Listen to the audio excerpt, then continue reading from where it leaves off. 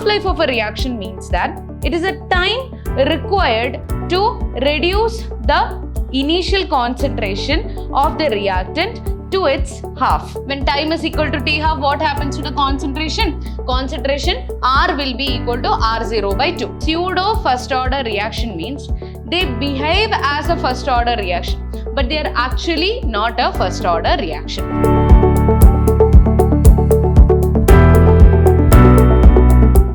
Hello everyone, this is Ambli Unnikrishnan from the Department of Chemistry, Vidhyaashram School of Excellence, Mysore. So today we are back with session 4 of the chapter Chemical Kinetics. So in the last session, we studied about integrated rate equations, right? What is the integrated rate equation for a first order reaction? Zero order reaction, right? And then we studied what is the significance of first order rate equation. Right, and then rate constant for first order gas phase reaction also we studied in the last session. Right, so in today's session we are going to study another important topic of this chapter, that is half-life of a reaction. Okay, so half-life, like we studied integrated rate equation for zero order and first order, same way we are going to study half-life of a reaction for a zero order and first order reaction. Right, and then we are going to study about pseudo first order reaction, and then few numericals also we'll solve in this session. Okay, so to begin with, half-life of a reaction. So what do you understand by the word half-life, or what is half-life of a reaction? Half-life of a reaction means that it is a time required to reduce the initial concentration of the reactant to its half. Okay, that means let us see the definition. Half-life of a reaction is the time in which the concentration of the reactant is reduced to half of its initial concentration. So it is represented by T half. Okay, so half-life represented as T half. It is the time which is required to reduce the concentration of the reactant to half of its initial concentration. That means, let us consider R0 was the initial concentration of the reactant. Okay, R0 is the initial concentration of the reactant. Then, the time required to reduce R0 to R0 by 2.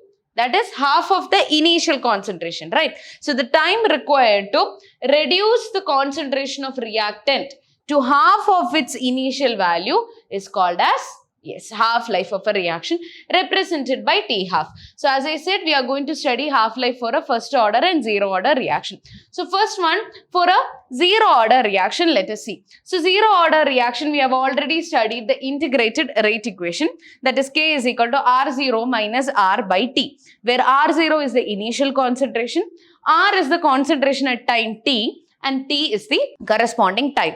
So now we are here to calculate the half-life of a reaction, that half-life of a zero order reaction. So instead of taking T, we will be taking T half here. Okay. So when it is T half, so when T will be equal to T half. Okay, now during half-life of a reaction, what will happen to the reactant concentration? R will be equal to R0 by 2. Right, it is the time required to reduce the initial concentration to half of its value. So, at half-life, what will happen to the concentration? R will become R0 by 2. Initial concentration divided by 2. So, in the same equation, instead of R, now we are going to substitute R0 by 2. And T will become T half, right? So, how the equation will be? Now, K will be equal to R0 minus, now R will become R0 by 2, okay, or 1 by 2 R0 divided by T half, right? Now, we are just rearranging this. T half will be equal to R0 by 2K. We are just rearranging it. That means, K is equal to R0 minus R0 by 2 divided by T half. Okay, so this T half I am taking here, K will come here, and this will become, if we are taking the LCM, this is 2R0 minus R is R0. R0 by 2K it will come, right? So, T half will be equal to R0 divided by 2K. So, this is the half-life the equation for half-life of a zero-order reaction. So can I say that the half-life of a zero-order reaction will directly depend upon the initial concentration of the reactant? T half is directly proportional to R0, right? So it is clear that T half of a zero-order reaction is directly proportional to the initial concentration of the reactants and inversely proportional to the rate constant, right? It is directly proportional to the initial concentration of reactant and inversely proportional to the rate constant. Okay, so I hope this equation is clear. Instead of R, we are substituting R0 by 2 in the integrated rate equation. That's it. So finally, you will obtain this equation, which is important. The equation is for half-life of a zero-order reaction. Now, let's move on to the next one, that is the half-life for a first-order reaction. So, we have already studied the integrated rate equation for a first-order reaction. That is K is equal to 2.303 by T log R0 by R. We have already studied this. Now, when time is equal to T half, okay, when time is equal to T half, what happens to the concentration? Concentration R will be equal to R0 by 2. Okay, so we are going to substitute R with R0 by 2 here in the same equation. So the equation becomes 2.303 by T half. Now it is T half, right? Log R0 by R0 by 2. Instead of this R, we are substituting R0 by 2. So now what happens? This R0 will get cancelled. This will come to the numerator. So you will get log 2. The other part will remain the same. Okay. Now we are just rearranging this. T half will come here. K will come here. So what is the equation that you will get? T half is equal to 2.303 by K log 2. Right? Now what is the value for log 2? It is 0.301. Log 2 is 0.301. So if you multiply 2.303 and 0.301, you will get this value as 0.693. So this is the equation for the half-life of a first order reaction. Okay, that is T half is equal to 0.693 by K. So from this equation, you can conclude that the half-life of a first order reaction is independent of the concentration of the initial concentration of the reactant, right? Are you able to see any concentration term here? No. So that means the half-life of the first order reaction is independent of the initial concentration of reactant and it is inversely proportional to the rate constant. Okay, so it can be seen that for a first order reaction, half-life is constant. It is independent of initial concentration. Independent, it does not depend on it. So for a zero order reaction, T half is directly proportional to the initial concentration and first order reaction, it does not depend. So that is important. For a zero order reaction, half-life will depend on the initial concentration, right? Whereas for a first order reaction, it does not depend upon the initial concentration. So I hope the half-life for a first order and zero order reaction is clear for you. Now moving on to the next one, that is pseudo first order reaction. So let's understand what is pseudo first order reaction. So chemical reactions which are not first order but behave as first order reaction under suitable conditions are called pseudo first order reaction.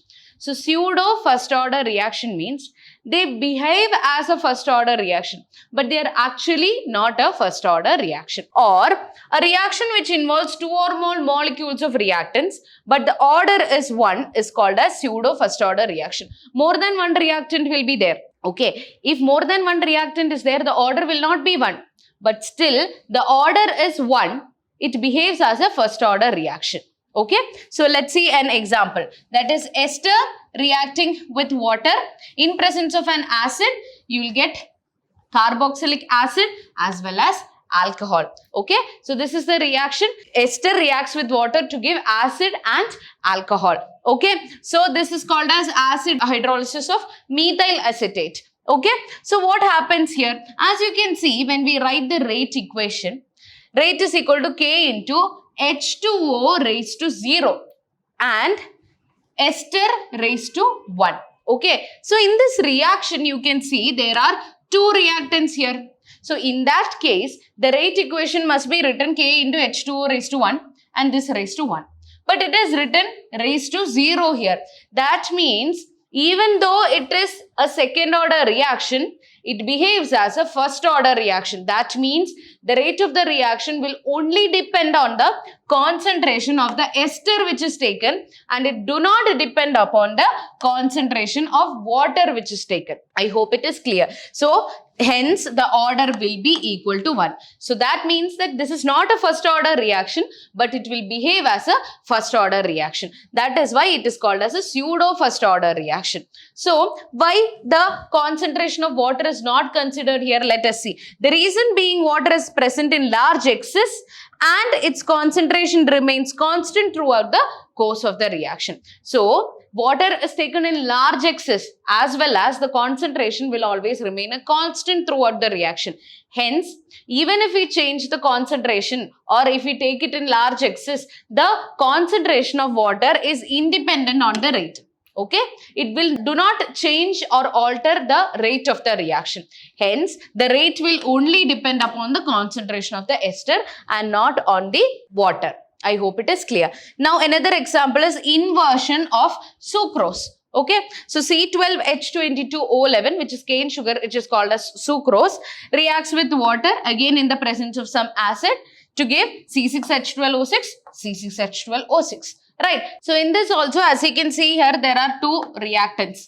One is the sucrose as well as water. Okay. But still, the rate of the reaction will only depend upon the concentration of the sucrose which is taken, and it is independent on the concentration of water which is taken. Again, it's the same reason, it is present in large excess. Hence, the concentration of water is always a constant. Okay, hence the rate of the reaction will only depend upon the concentration of sucrose which is taken. Okay, so hence even though it is a second order reaction, it will behave as a first order reaction. So this is also an example of pseudo first order reaction. So these two are important examples for pseudo first order reaction. So you need to be knowing what is a pseudo first order reaction as well as one or two examples for it. So I hope it is clear. So now let's summarize till now what we have studied in this chapter. Okay, so for a zero order and first order reaction, we are going to see the rate law. Okay, what was the rate law?